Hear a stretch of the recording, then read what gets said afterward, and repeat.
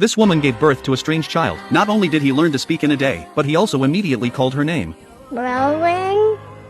Rowan thought it was her special ability affecting the child, but unexpectedly just 3 days later, the boy started growing at an alarming rate. Soon he looked like a 5 or 6 year old, and his appetite was enormous, and his temper was extremely violent. But after all, he was her own flesh and blood, so Rowan had to patiently tolerate him. But while she was busy doing housework, an elderly member of the family suddenly appeared. She said she sensed an unknown power. She gave Rowan a piece of advice. In fact, Rowan herself knew that the child might be from the witch's enemy, Rochelle. Although she didn't carry him for 10 months, he was still born from her body. To figure out how much of Rochelle's soul remained, she used her powers on the boy for the first time, but the result was quite normal. The boy's body was just like any normal person. Rowan made a note of this situation, but left a question mark next to the word human. While deep in thought, the boy's scream suddenly came from the bedroom. She immediately reacted with her maternal instinct, and used her powers to open the door. But what she never expected was, the boy had grown even bigger. This clothes had just been bought a few days ago. As time passed, the boy kept growing, and his mind was developing as well. At the rebellious age of 15 or 16, he even found a doll in the basement. Rowan was immediately terrified upon seeing this, because the demon Rochelle had once inhabited it. She tried to take the doll away, but the boy suddenly shoved her away. In her panic, Rowan unintentionally activated her powers. Rowan quickly realized she had made a mistake, but she had no experience in dealing with a troublesome child, so she had no choice but to temporarily entrust him to the care of the elders. She then went to the hospital where she worked, to test the glass with the boy's blood on it. She wanted to see what strange things it contained, but while waiting for the test results, a little girl in a patient room caught her attention. She knew she had a terminal illness, but she was thoughtful enough not to want her mother to cry. This was in stark contrast to her rebellious son. For a moment, she felt a pang of sympathy. She used her powers to cure the little girl's terminal illness, but this treatment drained a lot of energy. As Rowan collapsed into the chair and fell asleep, the boy had grown several more years older. Now he had become a 17 or 18-year-old young man.